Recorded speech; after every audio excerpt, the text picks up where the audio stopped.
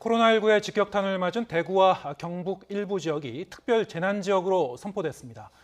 자연재해가 아닌 감염병으로 특별 재난 지역을 선포한 것은 이번이 처음입니다. 코로나19 확산세는 주춤하는 모습을 보이고 있습니다. 자세한 내용 서울대우 중앙대 약학대 교수 류재복 해설위원과 짚어보겠습니다. 두 분 어서 오십시오. 어서 오십시오. 안녕하세요. 자, 이 코로나19 이제 확산 상황 먼저 짚어보죠. 네. 자, 이 신규 확진자 수가 마침내 이제 100명 아래로 떨어졌습니다. 네네. 네, 뭐 긍정적인 신호라고 볼 수 있을 것 같은데 전반적인 그 집계를 좀 살펴볼까요? 네, 오늘 확진자가 76명, 100명 안으로 떨어졌는데 지난달 22일에 190명이 됐고요. 네. 29일에 909명, 이제 최고 정점을 찍고 그때부터는 한 600, 500명대에서 한 10여일간 왔다 갔다 하다가 떨어졌는데요. 떨어지는 속도가 생각보다는 좀 빠른 것 같습니다. 예. 뭐 당연한 것이겠죠. 지금 대구 경북 지역 확진자가 전체 확진자의 90%를 넘는 상황이니까요. 오늘 보면 대구에서 41명, 경북에서 4명 증가한 수준이니까 뭐 당연히 떨어지는 건 떨어지는 건데요. 걱정되는 것은 서울 수도권의 신천지만한 거대 클러스터는 아니지만 작은 클러스터들이 2차, 3차, 4차 감염으로 이어지는 것들, 그리고 우리가 상상할 수 있었던 위험 지역, 우리가 콜센터라든가 PC방이라든가 예배당이라든가 이런 곳에서 일어나는 점들은 좀 상당히 걱정스러운 부분이다, 이렇게 평가할 수 있겠습니다. 예, 교수님 전체적인 틀로 봤을 때 지금 상황을 어떻게 진단할 수 있을까요? 예, 이제 저는 확실히 둔화 추세를 보인다, 이렇게 평가하고 싶습니다. 그리고 방금 말씀하신 대로 일부 이제 조그만 클러스터, 그러니까 지역 소규모 집단 감염이 보이고 있기는 하지만 제 네. 개인적으로는 관리 가능한 범위 또는 수준 내에서 일어나고 있다. 네. 이런 점에서 둔화 추세는 계속 유지될 것 같고 다음 주 중에 확실히 이 둔화 추세가 유지가 된다고 하면 네. 또 우리가 본 콜센터나 세종청사에서 추가 확산이 없다고 하는 전제하에서 이 둔화가 그대로 유지가 되면은 확실히 안정세로 접어들면서 끝을 보는 방향으로 갈 것 같다, 이렇게 전망이 됩니다. 예.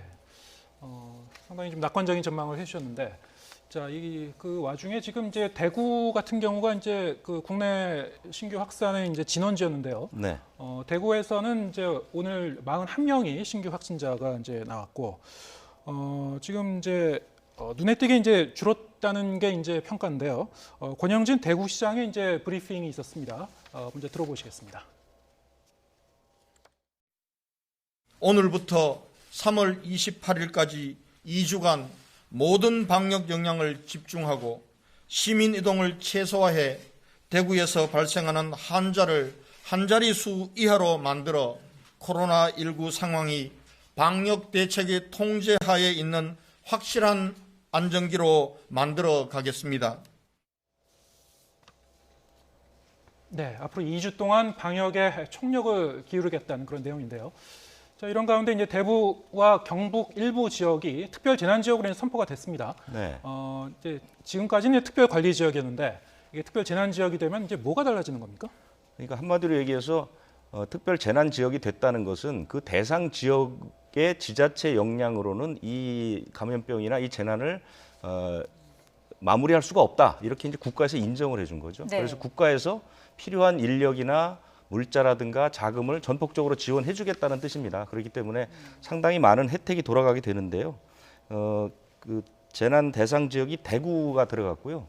경북 경산시가 들어갔습니다. 경산시는 아시는 것처럼 일단 그 신천지 교인이 워낙 많고 서린요양원이나 실버타운에서 이제 무더기 확진자가 나왔고요. 네. 청도구는 여러분이 잘 아시는 그 대남병원에서 예. 100명 넘게 확진자가 나왔고, 봉화구는 푸른 요양원이라는 곳에서 한 60명 가까이 환자가 나왔거든요. 그러니까 이런 지역들은 지금 그 자치단체의 역량으로서는 사실은 이 상황을 통제할 수 없다라고 평가를 받은 것이고요. 대통령이 오늘 뭐 아주 신속하게 재가를 해서 바로 발표가 됐습니다. 그래서 이 복구비의 50% 정도로 국비로 지원해 줍니다. 그러니까 이 환자들을 치료하고 또 제일 중요한 것은 그 일대에 좀 그 경제가 굉장히 무너져 있지 않습니까? 예. 이런 부분에 대한 긴급 지원도 필요합니다. 이런 것들도 이제 국비로 대주고요. 전기요금이나 이런 것도 대줍니다. 네. 그 지난해에 그 고성 산불 났을 때 보시면 아시겠지만 학비라든가 전기료 이런 것도 다 국가에서 이제 감면해주는, 그러니까 전폭적인 지원이 들어가서 가장 빠른 시일 내에 원상 회복을 도와주는, 그것이 바로 이제 재난지역 선포라고 볼 수 있습니다. 예, 국가적 차원의 지원이 필요하다고 인정이 됐다는 의미라고 볼 수 있겠습니다. 자, 이런 가운데 신천지와 관련된 전체 확진자가 60%가 넘는데 지금 대구에 있는 교인 만여 명 가운데 절반 이상은 격리가 해제됐습니다. 그렇습니다. 해제가 된 이후에도 주의가 충분히 필요하겠죠. 필요합니다. 왜 그러냐면 지금 우리가 알고 있는 것은 집단 감염이 전체 감염의 80% 이상을 차지하고요. 또 이제 신천지가 관련된 것이 60% 이상이라고 이미 알려져 있습니다. 네. 그런데 이제 신천지 분들이 지금 이제 온라인 예배를 드린다든지 모임을 안 한다고 하더라도 교인들은 아마 신앙심에 바탕을 해서 예배를 드릴 가능성이 있거든요. 어떤 형태로든지. 그러니까 이분들이 집에서 개인 예배를 드리면 상관없겠지만 우리가 잘 모르는 장소 또는 개인별 장소에서 3, 4, 5 모여서 예배를 드릴 수 있는 일이거든요. 그런데 이제 우리가 아는 것처럼 신천지 교인분들은 감염과 관련해서는 여전히 고위험군인 것은 사실입니다. 네. 또 이제 격리 해제되신 분들이 5천 명이 넘기 때문에 개인을 전부 파악한다고 하는 것은 또 사실 상당히 어려운 측면이 있거든요. 그런 점에서 여전히 대구 경북 지역에서도 지금 50명 이상의 확진자가 매일 나오고 있기 때문에 네. 그런 상황에서는 신천지 측에서 적극 협조하시고 교인분들께서도 자가격리가 되셨지만 추가적인 그런 3, 3, 5의 모임도 자제하시면서 댁에서 가능하면은 개별적으로 예. 또는 자가격리 수준에 준하는 형태로 자기 자신에게도 혹시 발병 여부가 있는지 이런 것을 확인하는 게 대구 경북 지역을 위해서 좋지 않겠나 이렇게 생각이 됩니다. 예. 네. 자, 이 뭐 대구 상황도 더 지켜봐야 될 것 같고요. 아까 말씀드린 대로 이제 대구 이외에 다른 지역에서도 산발적으로는 집단 감염 양상이 좀 표출이 되고 있기 때문에 정부가 지금 이 초중 고등학교의 이제 개학을 다시 4월로 연기할지 지금 고심 중입니다. 관련 내용 들어보시겠습니다. 수도권 지역의 경우에 집단 감염 사례가 계속 발생하고 있어서 저희가 지금 상당히 긴장의 끈을 놓치지 않고 있는 상황입니다. 이런 상황에서 이제 개학의 연기가 필요성에 대해서는 의견이 이제 나눠지고 있습니다. 개학 문제도 일종의 사회적 거리두기 정책에 대한 어떤 평가라든지 향후 어떤 식의 대책이 추가로 필요한지를 논의하게 될 테니까. 네. 아마도 이제 이번 주 중에는 이제 발표가 될 것 같은데 네. 교육 당국 입장에서도 이게 개학을 연기를 할지 안 할지 상당히 이제 고심 중인 것 같아요. 뭐 답은 사실은 뭐 어느 정도 자명하다고 보는데요. 예. 학기 초에 그 감기 환자가 갑자기 늘어납니다. 그 이유는 뭐냐면 개학을 했기 때문입니다. 집에 있던 아이들이 감기 걸린 아이들이 학교에 모이게 되면 뭐 당연히 번지게 돼 있죠. 네. 지금 우리 학교 특히 초중고생이라면 자기가 자기 몸을 뭐 완벽하게 추스를 수 없다는 전제로 보자면 지금 학교에서 한 학생이 확진이 됐다 하면 그 학생을 어떻게 격리시키고 어떻게 방역을 할 것이고 어떻게 확산을 차단할 것인가에 대한 학교의 준비가 되어 있느냐라고 예. 물어본다면 사실은 고개가 갸우뚱해지는 것이고요. 예. 적어도 저는 그 부분에 대해서는 예행 연습까지는 이루어진 뒤에 개학을 해야 된다고 생각하고 제 생각뿐만 아니라 많은 교육 전문가나 또 의료 전문가들도 입을 모으고 있습니다. 네. 그래서 교총이나 사회단체들 그다음 심지어 이제 몇몇 교육감까지도 이제 안 된다. 특히 서울은 콜센터 집단 감염이 일어났기 때문에 사실 서울은 뭐 지금 심리적으로도 지금 바로 그 학교 문을 여는 건 어려울 것 같고요. 아마 17일쯤 결정한다고 하는데 문제는 뭐냐면 이제 수업 결손입니다. 예. 한 달 넘게 수업을 못 하게 되면 한 2주 정도는 여름방학하고 겨울방학을 일주일만 줄이면 뭐 큰 문제가 없는데 한 달 정도 되게 되면 법정 수업 일수를 조금 줄여야 됩니다. 예. 그런 문제가 있고 특히 이제 고등학교는 그 수험생들이 큰 문제인데요. 그렇죠. 그 수시 시험 보는 아이들, 학생들, 이 학생들은 여름 방학 동안에 자기소개서나 이런 것들을 다 만들어놔야 되기 때문에 여름 방학이 더 줄어버리면 준비하는 데 굉장히 어렵습니다. 예. 그리고 법정 수업 일수를 못 맞추게 되면 사실은 거의 처음 있는 대학 수학 능력 시험을 연기해야 됩니다. 네. 수능 자체도 연기할 그렇습니다. 가능성이 그렇게 있다. 되면 예. 사실은 혼란이 상당히 클 수 있거든요. 그렇죠. 예. 이제 그 부분이 이제 고민이 될 수 있을 텐데 현재의 상황이나 또는 뭐 무엇보다도 건강이 제일 중요하지 않습니까? 예. 이런 측면에서 본다면 불가피한 상황이 아닌가 이렇게 판단이 됩니다. 학교라는 특성상 방역에 대한 고민이 깊을 수밖에 없는데 교수님께서는 어떻게 보시는지요? 우리 류 해설위원님이 아주 좋은 점을 지적하셨는데요. 네. 저는 뭐 확실히 아마 개학이 좀 더 연기가 되지 않을까 이렇게 보고 있고 저도 그렇게 좀 촉구하고 있는 사람 중에 예. 하나입니다. 이제 이유는 보통 호흡기 질환은 일반적으로 이제 어린 아이들이 먼저 감염이 되고 가정으로 감염 확산을 일으키는 경우가 일반적이거든요. 그래서 보통 학교에서 올라온 아이들이 집에서 부모님들한테 옮기고 가족한테 옮기고 이런 경우가 일반적이거든요. 그런데 지금 이 코로나19는 호흡기 질환이기는 하지만 어린아이들을 기본적으로 감염시키지는 잘 못하는 것으로 알려져 있습니다. 또 이유는 모르지만 어린아이들을 감염시키면은 비교적 경증을 앓거나 무증상인 경우가 많다고 알려져 네. 있습니다. 그럼에도 불구하고 확산을 안 시키느냐? 또 그것은 아니거든요. 그러면 이제 만일에 계약을 해서 학교에서 감염이 되면 어린아이들은 증상이 없거나 또는 아주 경증인데 집에 와서 가족들에게 옮기는 이런 일이 있을 수 있고 결국은 나중에 집에 계신 할아버지 할머니나 또 지역 사회로 다른 양상으로 확대될 가능성이 있거든요. 예. 그런 점에서 본다고 하면 여전히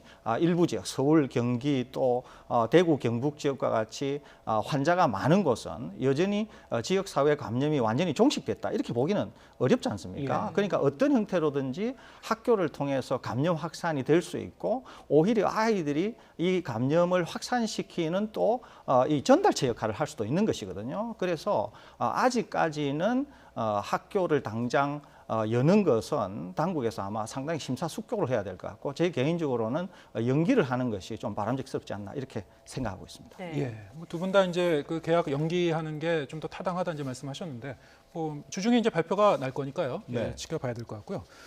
좀 저희가 이제 거듭 말씀드리고 있습니다만은 이렇게 저희가 그 긴장의 끈을 놓을 수가 없는 이유 그리고 교육 당국도 계약 연기까지 다시 또 검토하는 이유가 이제 산발적으로 발생하는 집단 감염 문제 네, 때문인데. 자, 이렇게 대표적인 곳이 역시 이제 서울 콜센터입니다. 서울 콜센터 확진자 수가 지금 총 124명을 이제 넘어섰어요. 자, 이 숫자도 사실은 여기서 끝난다 이렇게 보장도 할 수 없는 그런 상황 같습니다. 어떻게 정리가 됩니까? 조금 전에 2명이 더 늘었다고 서울시에서 발표를 그렇습니다. 해서 예. 126명이 됐습니다. 6명이 아직까지는 됐군요. 이제 확진 숫자가 좀 늘어나는 그런 예. 추세고요. 대남 청도병원 정도의 숫자가 될 거라고 예상을 했는데 넘어섰습니다. 네. 이거 사실 예상을 전혀 하지 못했던 상황인데 이렇게 크게 늘어난 것을 보면 아직까지도 우리의 이 방역 체계가 당국의 컨트롤, 그러니까 통제하에 있지 않은 범위 내에서 얼마든지 일어날 수 있다는 것이고요. 또 하나 걱정되는 것은 이 콜센터에서 근무한 사람들 중에 감염자가 예배를 본다거나 병원에 간다거나 해서 2차 감염을 일으키고 또 네. 3차 감염으로 이어지고 4차 감염 양상까지 지금 나타나고 있습니다. 예. 그래서 이 콜센터 직원 중에 직원은 87명이 감염이 됐고요. 접촉자가 41명이 이제 됐습니다. 예. 가족이라든가 지인이라든가. 여기서 파생된 사람까지 합치면 이제 200명을 훌쩍 넘깁니다. 이렇게 많은 사람들이 감염이 됐기 때문에 걱정을 해야 되고요. 다행히 검사가 거의 끝났습니다. 예. 그래서 이제 앞으로 늘어날 확률은 많지 않고요. 지금 그 서울시에서 확보한 것은 뭐냐면, 그러니까 첫 증상이 나타난 게 지난달 22일이니까 예. 21일부터 첫 확진 다음 날, 그러니까 많은 확진이 일어난 다음 날, 그러니까 지난 11일까지 이 건물의 부근에 있었던 사람들을 다 조사를 했습니다. 예. 그래서 16,628명을 확보를 했습니다. 그래서 이 사람들에게 일일이 다 문자를 보내서 혹시 몸에 이상이 있으면 선별진료소에 가서 검사를 받으라고 안내를 했습니다. 네. 그렇기 때문에 여기서 이제 조금 더 확진이 잡힐지 안 잡힐지는 아직까지 모르겠습니다만은 사실상 검사는 마무리 단계에 와 있다 이렇게 봐서 폭발적인 증가는 일어나지 않겠으나 2, 3, 4차 감염 이것은 상당히 우려되는 부분입니다. 예, 네. 계속 지켜봐야겠고요. 다시 한번 숫자를 정리를 해드리자면은 서울 구로콜센터의 확진자 수가 0시 기준으로 124명이었는데 2명이 추가가 돼서 126명이 됐다는 점을 다시 한번 짚어드리겠습니다. 본부에서 이제 발표하는 집계 숫자 외에 지자체에서 이제 그때 새로 이제 추가로 발표하는 네. 것이 있는 특히 것이죠. 이제 콜센터는 사람들이 관심이 많기 때문에 서울시에서 좀 바로바로 이제 공개를 하는 예. 편이거든요. 그래서 126명이 됐습니다. 예. 지금 보건당국은 10층 교육센터의 직원이 초기 감염의 원인인 것으로 보고 있습니다. 이 내용을 잠시 설명 들어보고 이야기 이어가 보도록 하겠습니다. 일단 지난 2월 22일에 10층에 근무하는 교육센터의 직원이 가장 유력한 첫 번째 사례로 지금 판단을 하고 있습니다. 다만 이 직원이 출근을 이 건물로 한 것은 하루 전인 21일이었고 22일에는 출근하지는 않았었기 때문에 이 부분은 증상 발현일이 좀 다를 수도 있고 그래서 그 부분과 관련해서 역학조사를 쭉 진행을 하고 또 동선과 관련된 접촉자에 대해서도 조사를 해오고 있는 그런 상황입니다. 지금 감염 경로가 좀 더 밝혀져야 할 사항인데 교수님께서는 뭐 어느 쪽에 좀 더 무게를 두고 계신가요? 지금 이제 감염원 최초 감염자와 감염 경로가 아직까지 파악이 안 예. 됐습니다. 계속 역학 조사를 하고 있는데요. 이제 중요한 것은 뭐냐면은 신천지 대구교회에서 폭발적으로 환자가 불어났던 거에 비해서 그 이후에 이제 처음으로 맞게 된 소위 이제 중급 규모의 집단 감염이다 이렇게 볼 수 있는 것이거든요. 거기에다가 수도권이라고 하는 예. 점에서 이제 아주 주목을 받았고 엄중한 사태다 이렇게 평가가 됐던 겁니다. 그런데 이제 생각보다는 이제 지난 한 2달 동안에 우리가 경험이 많이 축적이 됐습니다. 어떻게 해야 되는지. 그래서 상당히 신속한 조치가 일어났었고 또 이제 출퇴근하시는 분이 여러 지자체에 걸쳐 있었음에도 불구하고 상당히 이제 신속한 협력하에서 조치가 빨리 일어났다고 생각이 됩니다. 그래서 환자가 이제 굉장히 100명 이상이 되는 그런 많은 환자가 나타났음에도 불구하고 생각보다는 원래 우리가 우려했던 것보다 생각보다는 그렇게 환자가 많지 않고 불어나는 숫자도 매우 제한적으로 불어나고 있다 이렇게 보고 있거든요. 그래서 제 개인적으로는 향후 한 10일 정도면은 이제 조사도 마무리되고 그 다음에 이제 최대 잠복기 기간도 어느 정도 됩니다. 그래서 향후 10일 정도까지 환자가 다소 불어나기는 하겠지만 우리가 생각하는 것 이상으로 불어나지 않는다고 하면 여기 콜센터도 어느 정도 상당히 우리가 뭐 선방할 가능성이 있습니다. 예. 그렇게 되면은 이제 중요한 지점들은 거의 다 이제 마무리가 되는 셈이거든요. 네. 그래서 한 10일 정도를 지켜보면은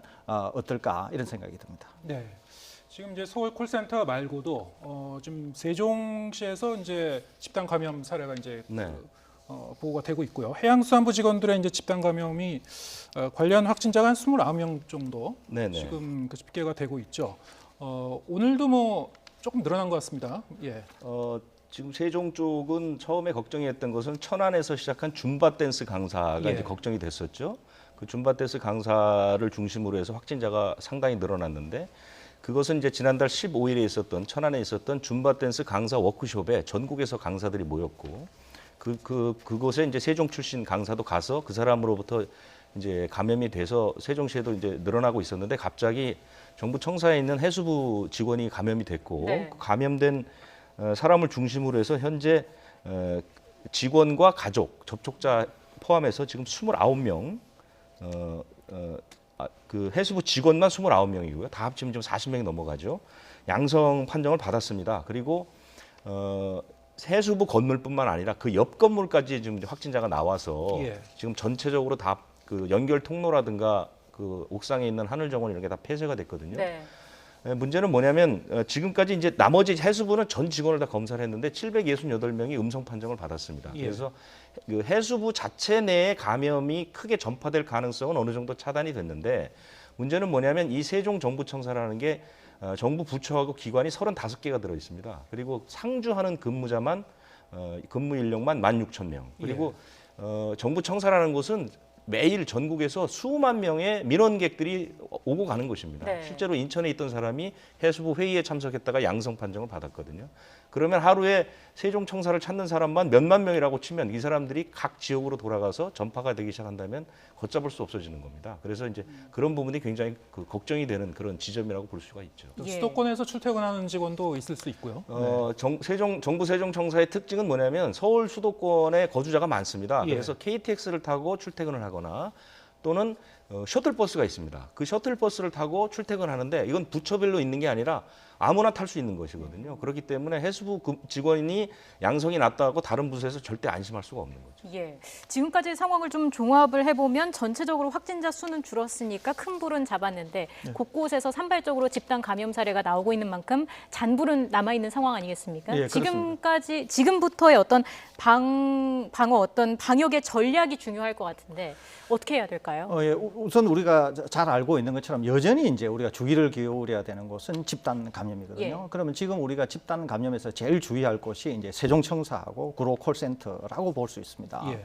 또 혹시라도 이제 다른 데서도 이와 유사한 게 일어날 수 있거든요. 그러니까 지금 우리가 아는 것을 적용해 보면은 첫째 하나는 기본적으로 집단 감염을 주의해야 된다는 네. 겁니다. 두 번째는 집단 감염이 일단 확인이 되잖아요. 어떤 형태로든지 확인이 되면은 초기에 선제 조치를 해야 되는 것이거든요. 초기에 선제 조치를 해야 되는데 이때 중요한 것은 그 집단에 속한 분들이 굉장히 협조를 잘해 주셔야 됩니다. 예. 역학조사뿐만 아니라 진단검사라든지 본인 스스로들이 자가격리 조치를 하고 남들을 접촉하고 하는 것을 사전에 차단해 주셔야지, 그러지 않을 경우에는 이제 집단을 통해서 확산된 것이 추가로 2, 3차로 지역사회로 감염이 될 수 있는 것이거든요. 네. 그래서 다시 한번 말씀을 드리면 집단 감염을 주의해야 되고, 또 집단 감염이 확인이 되면 선제 조치를 해야 되는데 관계되신 분들이 적극적으로 협조하셔서 최대한 빨리 모든 것이 마무리될 수 있도록 해야 추가적인 확산이 되지 않는다, 이렇게 정리할 수 있겠습니다. 예. 그 과정에서 뭐 무엇보다 이제 개인들이 위생 수칙을 이제 잘 지키는 거, 그것도 네. 이제 중요할 것 같고, 저희가 이제 뭐 마스크 관련 보도를 이제 계속 해드리고 있습니다만, 네네. 마스크 오브제가 실시되고 이제 일주일 정도가 됐는데 네. 여전히 이제 시중에서는 구하기가 그렇게 쉽지만은 않은 것 같아요.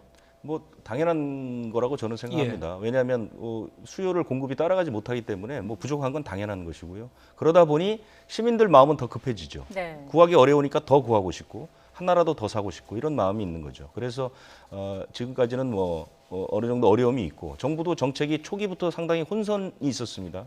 마스크 문제만 놓고 본다면 사실은 정부가 국민을 안심시키지 못했죠. 처음에 마스크가 중요하다는 얘기를 계속하면서도 실제로 많은 마스크가 뭐 외국으로 수출을 되거나 뭐 사재기 현상이 일어나거나 이런 것들이 있었거든요. 지금은 이제 오브제라는 어떻게 되면 반강제적인 배분 정책을 써서 저는 뭐 길지 않은 시간 안에 안정될 것이라고 보는데, 역시 부족한 건 사실이기 때문에 예. 지금은 사실은 어떤 국민의 성숙된 의식 이런 것들이 좀 필요한 시점이 아닌가 이런 생각은 듭니다. 예, 공급 부족에 대해서 말씀을 해주셨는데 그 중에서도 마스크에 들어가는 MB 필터가 부족하기 때문이라고 하더라고요. 네. 이게 뭐 KF94보다 KF80으로 하면 뭐 생산량을 50% 정도 늘릴 수 있다고 하는데 왜 근데 94가 시중에 더 많이 유통되는 건지 이 부분에 대해서도 좀 궁금증이 남습니다. 예, 첫째는 기본적으로 이제 KF94를 대부분의 공장들이 생산하시는 것 같아요. 예. 그러니까 이제 KF80을 만든다거나 이러면은 뭐 공정이 좀 바뀌어야 되고 그런 문제가 있는 것 같습니다. 그러니까 기본적으로 KF94를 많이 만든 이유가 있지 않겠습니까? 또 이게. 그런데 이제 우리가 이제 아시는 것처럼 미세먼지나 뭐 황사나 이런 것들 때문에 대부분 많은 분들이 KF94를 계속 사용해 왔었거든요. 네. 예. 그러니까 KF94가 거의 90% 이상이 이제 공장에서 KF94를 그동안 계속 생산해 왔고, 그런데 이제 지금 마스크 대란이 생기고 또 원료 물질에 좀 문제가 생기고 이러다 보니까 KF80도 이제 비말을 막는 데 있어서는 훨씬 유리한 측면이 있고, 실제로 만들기에는 좀 더 유리한 측면이 있으니까 KF80으로 만들자 이렇게 얘기는 하긴 하지만은 공장이 기본적으로 세팅이 되어 있기를 KF94로 세팅이 되어 있고 대부분의 업자들이 그렇게 생산해 왔기 때문에 KF80으로 전환을 하면 이론적으로는 더 많이 생산할 수 있고 더 유리한 측면이 있지만 실질적으로 KF80을 생산하기에는 여전히 좀 어려움이 있어 보입니다. 예. 예. 국내에 이제 그 확진자가 처음 발생했던 게 이제 1월 한 20일 정도였고, 네. 이렇게 보면은 이제 이번 주 한 금요일 정도가 이 코로나19 사태가 국내에 발생한 지 이제 2달이 되는 거거든요. 네. 지금의 신규 확진자는 계속 좀 줄어들고 있는 추세긴 합니다만, 입원해서 지금 그 치료를 받고 있는 사람의 숫자가 이제 한 계산해 보면 한 7천 명대인 것 같아요, 아직도. 네. 그리고 지금까지 오는데 한 2달 정도 걸렸고.